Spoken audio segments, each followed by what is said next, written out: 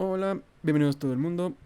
Soy Diego, soy escritor. Bienvenidos a Crónicas de un Debray Anunciado, donde hablamos de narrativa, tropos, estructuras, cómo contar historias, analizamos historias, cosas, cosas bien divertidas acerca de una historia. También nos encargamos de generar un poquito de pensamiento crítico cuando es posible, de cómo analizar una historia, cómo ver ciertas partes de una historia.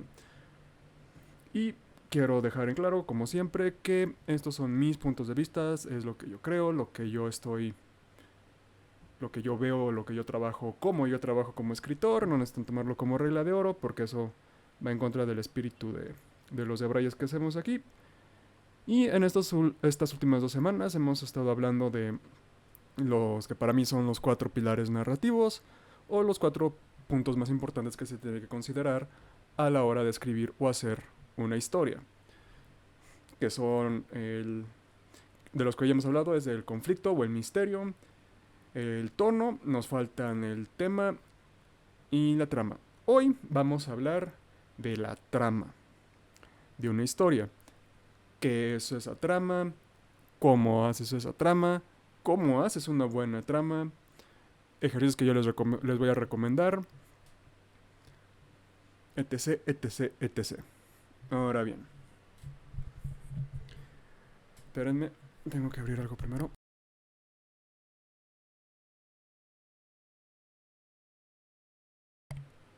Ahí estamos. Entonces, ¿qué es una trama? Hemos utilizado la comparación de un viaje en carretera como una historia. En ese caso, la trama es qué sucede en el viaje.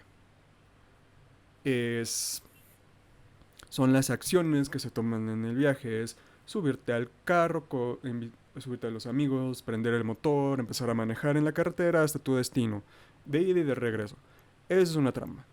Es algo sumamente, como todas las otras cosas que hemos visto de una historia, son sumamente sencilla de entender, explicar, pero a diferencia de otros es posiblemente lo más sencillo de explicar y lo más difícil, y de lo más difícil de entender, porque muchas personas confunden trama con conflicto, confunden trama con tema, confunden trama con tono. El stream justamente pasado hablamos mucho de cómo criticar y cómo ser criticado, la las diferencias que yo veo o que medio platiqué, medio debrayé entre una reseña y una crítica. La trama es lo que va a servir para hacer ambas, tanto una reseña como una crítica. ¿Por qué? Porque es la estructura de la historia, sobre todo es la estructura de la novela, es el qué cuentan y el cómo lo cuentan.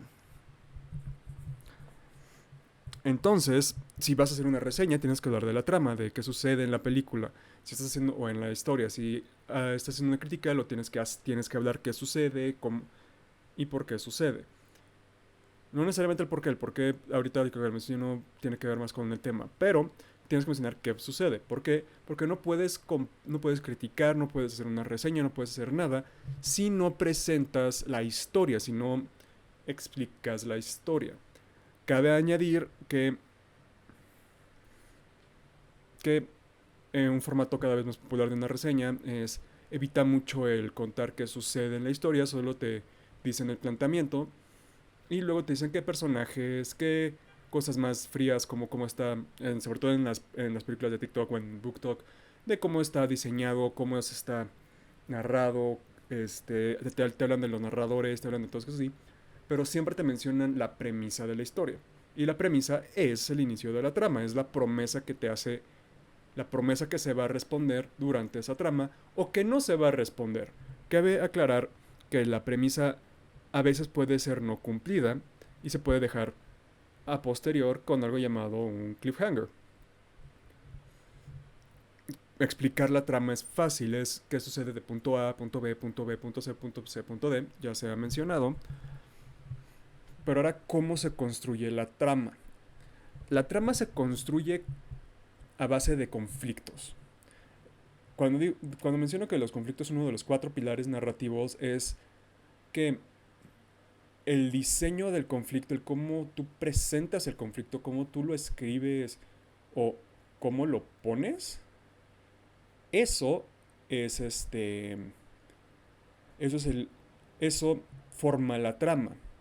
Ahora, cada uno de estos cuatro pilares pues está en una buena historia, están íntimamente entrelazados. No puedes tener una buena trama si no tiene un buen tema, si no tiene un buen tono, si no está hecho de buenos conflictos. No puedes tener buenos conflictos sin tener un buen tono, sin tener un tema, sin crear una buena trama. Así que por eso cada vez que menciono uno de los otros, menciono ocasionalmente los otros, porque pues es una relación simbiótica entre cada uno de esos pilares narrativos. Ahora, ¿cómo se construye la trama? A base de conflictos.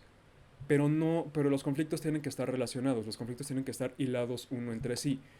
En una buena trama, el conflicto posterior está conectado al conflicto anterior, a veces hasta es la consecuencia del conflicto anterior, y poco a poco se van hilando esto hasta que tienes el conflicto principal, que se traduce a la trama principal. ¿Cómo haces una buena trama? Si tienes... Depende mucho del género. Si es un género de misterio, si es un género de thriller, si es un género de horror, tienes que, tú como escritor, como el creador de la historia, tienes que saberlo todo. Tienes que saber todo lo que va a pasar en tu historia. Tienes que saber exactamente cómo se va a solucionar, el porqué de las cosas y cómo se va a resolver. Y vas a trabajar hacia atrás, vas a dejar pistas, vas a dejar momentos que el lector vaya atrapando como anzuelos y los vaya jalando. En una historia de fantasía, ciencia ficción, pues la trama se construye con el mundo. Se construye con las dinámicas del mundo, con este... Sí, las dinámicas interpersonales, entre reinos, entre facciones, todo eso va construyendo la trama. Aunque sí tú puedes tener una historia eje, es decir, vamos a ver cómo se destroza el imperio malvado, cómo se construye la trama es a partir de las relaciones que este pueblo tiene con el imperio, que este imperio tiene con tal y este cómo reacciona, eso te va presentando los conflictos. Entonces podemos llegar a la conclusión que la trama se escribe, bueno, cómo construyes una buena trama de dos maneras.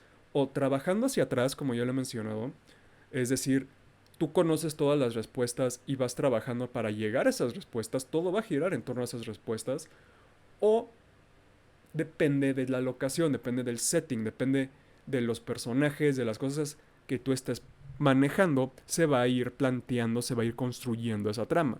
Por eso alguna trama se puede tardar más en ser desarrollada, porque pues estás permitiendo que el setting sea un personaje más, que los personajes se desarrollen, respiren, se sienten como personas, no como arquetipos. Y ahí llevas una trama. O puedes dedicarte justamente a ir revelando secretos, a ir revelando misterios, a ir contando la historia. Y no te preocupas tanto por el lugar, por los personajes, por sus motivaciones. Simplemente te preocupas por lo que están haciendo. Y estos dos se rigen bajo la máxima de muéstrame, no me cuentes. Ahora bien, voy a hablar del caso de la literatura. Es imposible no contar cosas en la literatura. Desde el simple hecho, y voy a hablar de fantasía, de la fantasía más básica. El simple hecho de que en una fantasía básica tienes elfos, enanos o estás en otro mundo, tienes que explicar cómo funciona ese mundo, tienes que explicar cómo funciona la magia, ya sea al lector o al personaje, pero lo tienes que explicar.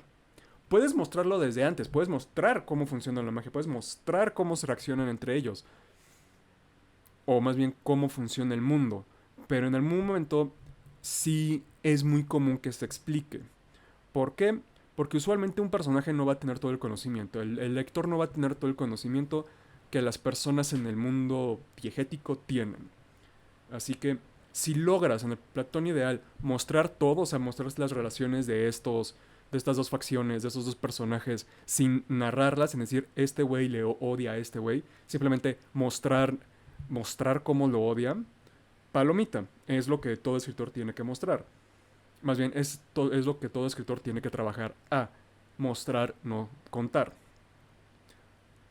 ¿Y cómo se logra mostrar, no contar? En el cómo narras las cosas.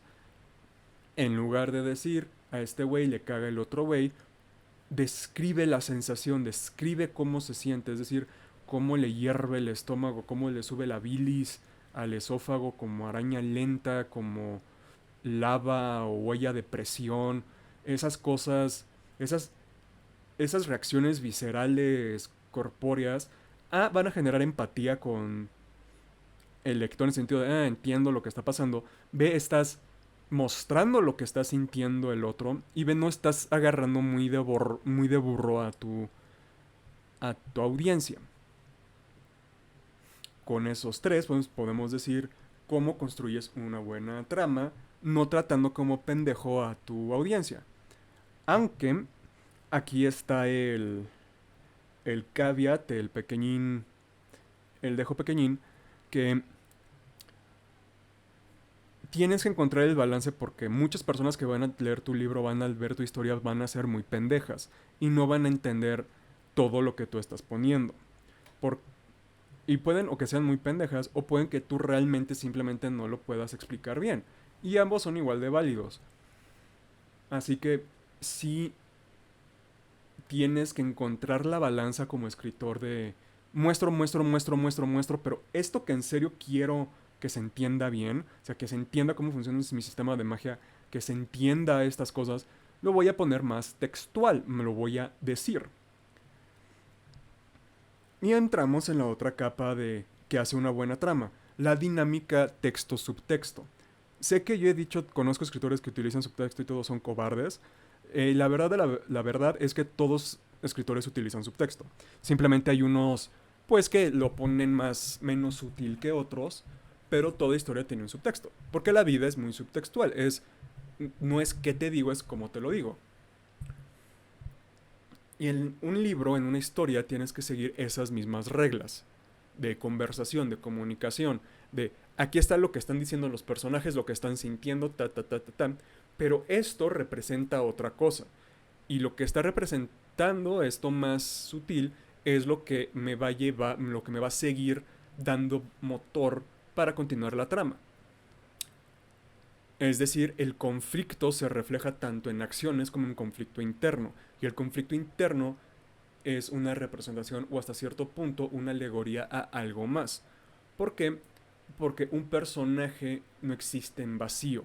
Una trama no existe en un vacío.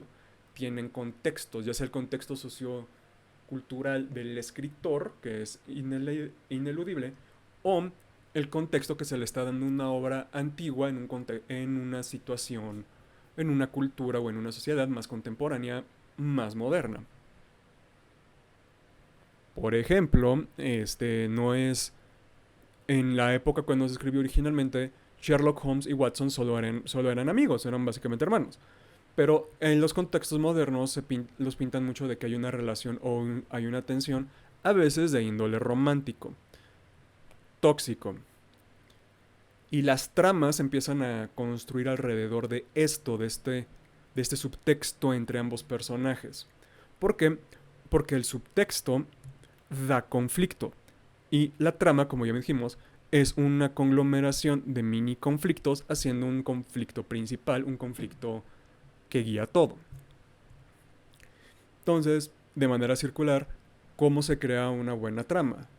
Pues depende si quieres tomarte el tiempo de que todo esté explico, o sea, de que todo esté respire, mostrar a los personajes, al setting, todo de una manera íntima o más profunda, o quieres que solo sean acciones, que solo se da tal, y que tu personaje sea un arquetipo, que la ciudad sea un arquetipo, sin profundizar más con ese lado, simplemente quieres que el conflicto hable por sí mismo.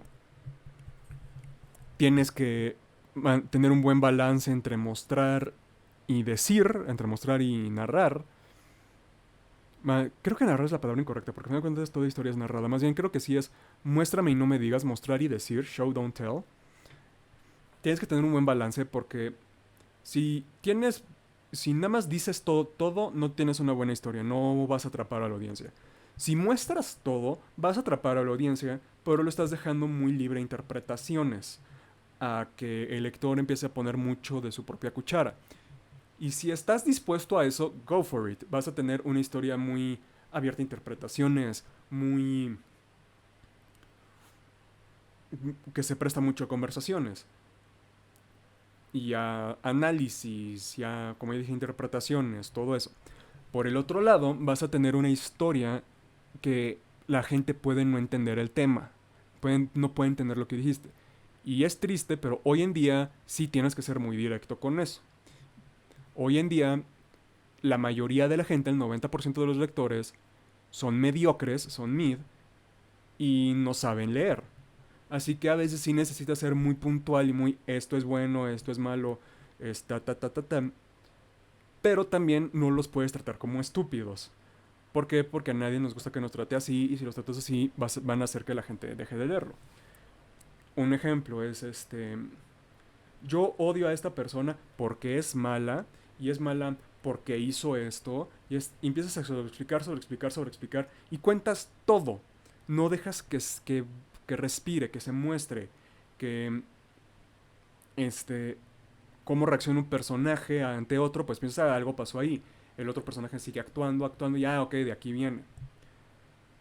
Cabe señalar que yo soy más fan del show don't tell o de crear una trama a partir de los conflictos que se presentan por el mundo propio, es decir, por las relaciones entre personajes, por las relaciones entre facciones. No soy tanto de acción, acción, acción, acción, acción, acción.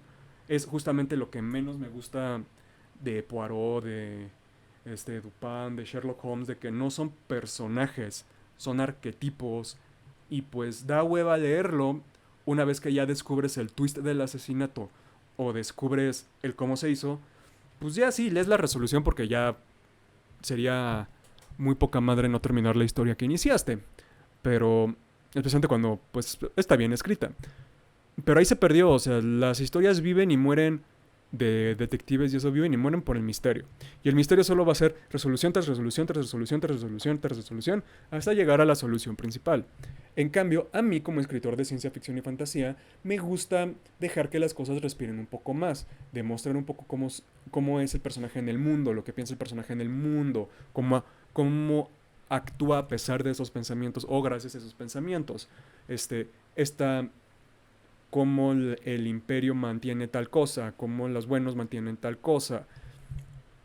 Todo esto me gusta a mí ponerlo porque muestra y me permite narrar y desarrollar el conflicto de manera natural, de manera orgánica.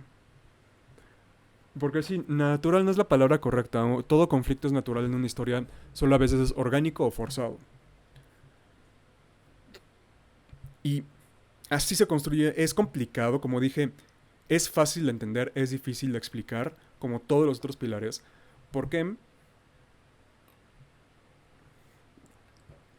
Porque el arte, más negocio que sea, más frío que sea tu plan de negocios con una historia, una película, un cómic, un libro, a fin de cuentas tiene emoción, tiene patos. Y este patos, pues es algo que apela a las emociones, a la parte ilógica del cerebro. Es, por ejemplo, en una película no van a matar a un niño porque eso genera una reacción visceral muy profunda en el cerebro humano. Es también como cuando matan a un animal, pues sabes que es un villano. Porque pues mataron a algo inocente. Y aunque fríamente a veces no tiene ni sentido de por qué lo hagan, o no tiene sentido por qué lo hizo de esa manera, emocionalmente funciona porque, ay, hijo de la chingada, mató al perro, ahora él tiene que morir.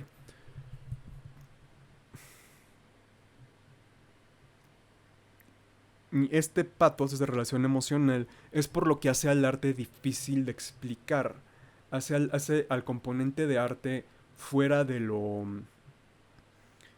corpóreo difícil de explicar, especialmente nosotros que estamos hablando de literatura o de historias, de contar historias.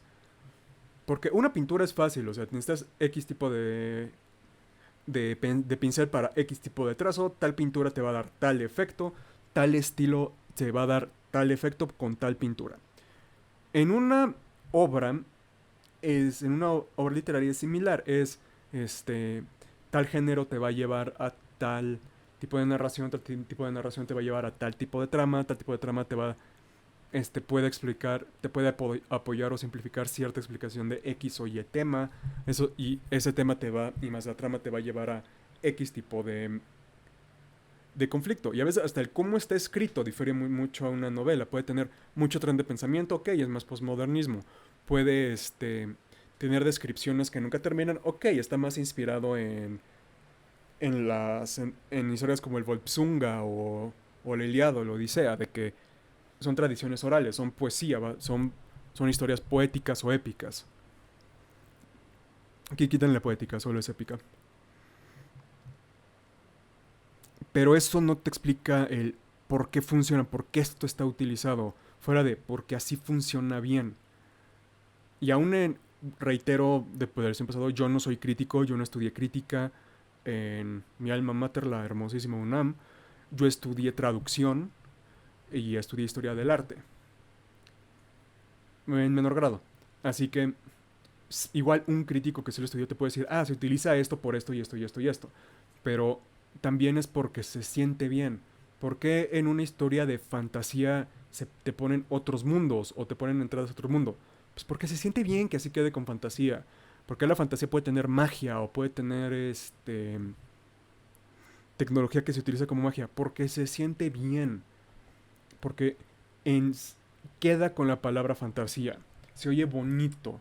El lenguaje cobra una belleza muy particular con esto. Y son razones válidas.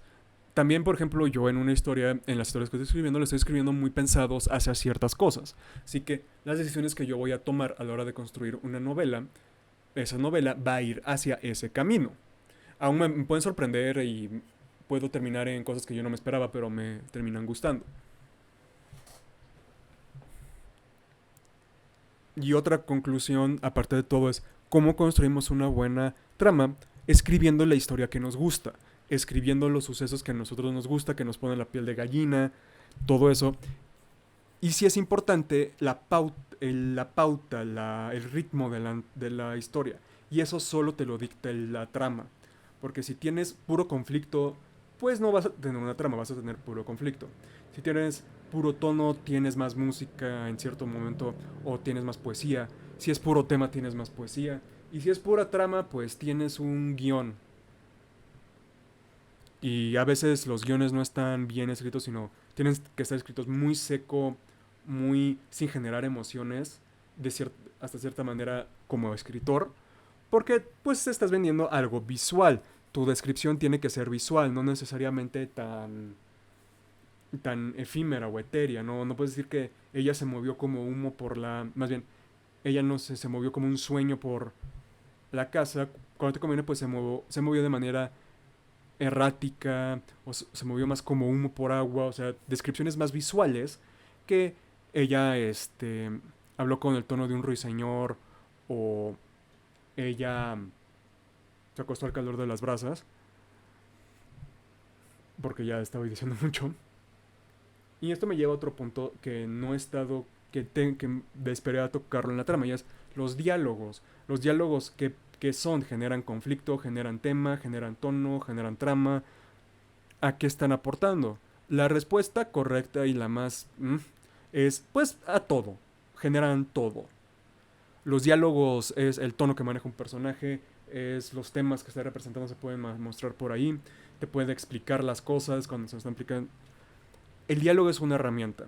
Cuando dejo ejercicios como para hacer un tono escriban una historia sin diálogo, la trama también como primer ejercicio escriban una historia corta sin ningún diálogo. Son en acciones que está haciendo el personaje.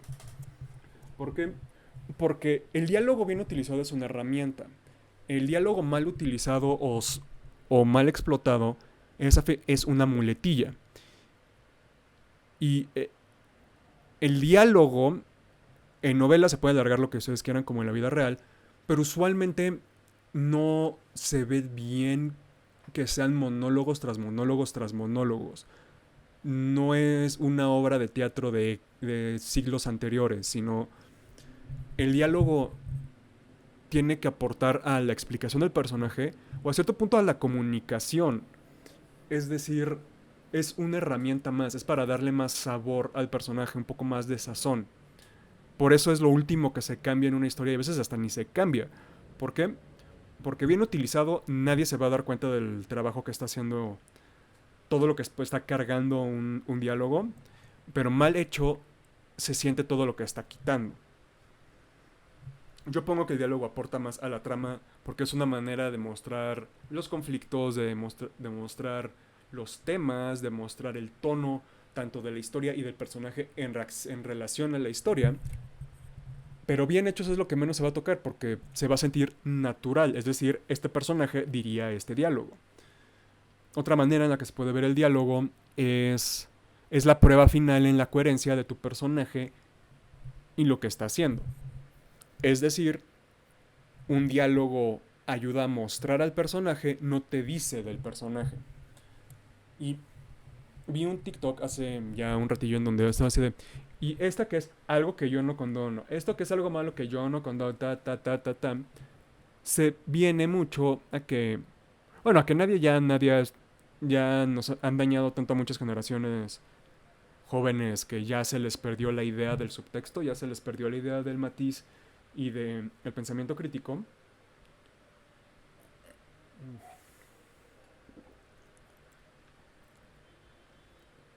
Y porque tienen malos diálogos.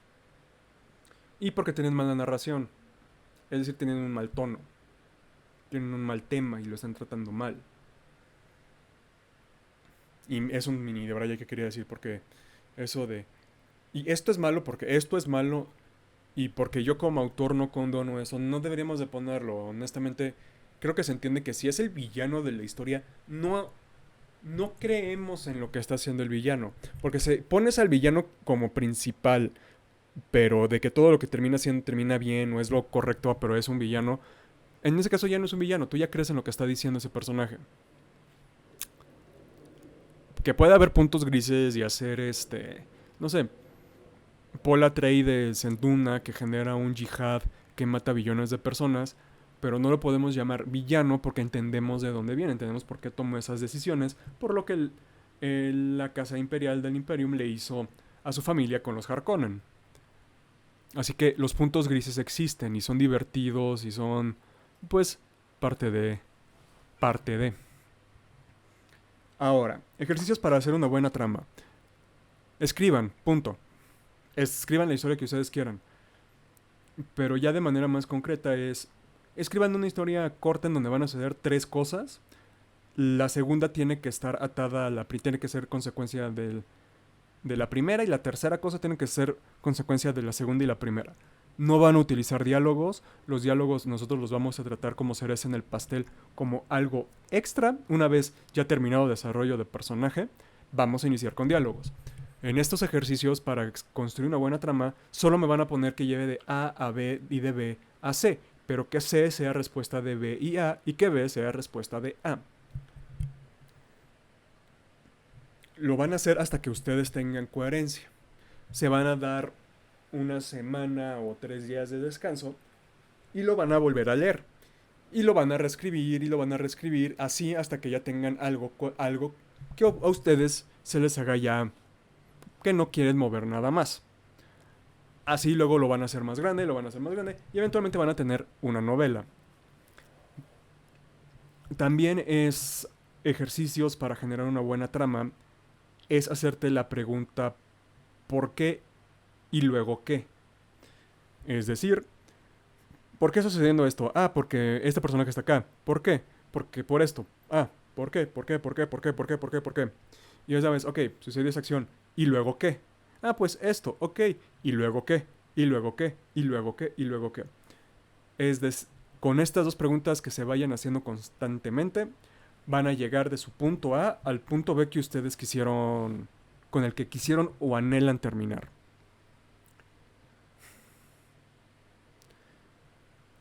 Es difícil escribir, y escribir bien todavía más. La trama es al mismo tiempo puede ser o lo más sencillo de una novela que plasmar, porque al final de cuentas es simplemente las escenas y los actos que llevan a ciertas cosas, es de lo que más se ha hecho análisis en la literatura de, pues el viaje del héroe, una narrativa circular, una narrativa en forma de ojo, todo, todas esas frases que ya hemos dicho, pues ayudan a explicar una trama, ayudan a entender una trama. Pero como todo bueno, una vez explicar el qué es o el por qué sirve o el cómo se hace, pues empezamos a entrar en básicamente la experiencia humana.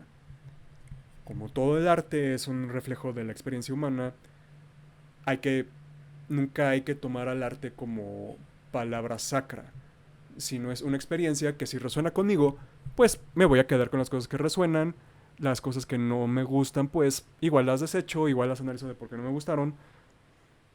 Y así esta relación genera una historia, esta relación compleja entre lo fácil de explicar que son los cuatro pilares narrativos y lo difícil de comprender. Más bien, sí, lo fácil de explicar y lo difícil de narrar y de comprender que son estos pilares. Porque a fin de cuentas no puedes explicar uno sin mencionar a otros. No puedes explicar la importancia de uno sin explicar la importancia de otros. Una historia es más que una trama, una historia es más que un tono, es más que un conflicto, es más que los personajes. Una historia es un gestalt de todo. Así que, tristemente, o más bien enervantemente, en los mejores ejercicios, la mejor explicación que les puedo decir es, no, pues, ¿qué es la trama? Lo que escribes. ¿Okay? ¿Cómo lo hago una buena trama? Escribiendo. That's it. Eso es todo. Hablando de esto es todo. Yo soy Diego, esto fue Crónicas de un Debray anunciado. Los veré el martes en lo que analizamos una trama y vemos cómo está bien construida, qué herramientas se está utilizando para que esa trama esté bien construida. Y la vamos a platicar como siempre. Hablando de como siempre, tomen agüita, sean buena gente y los veo mañana.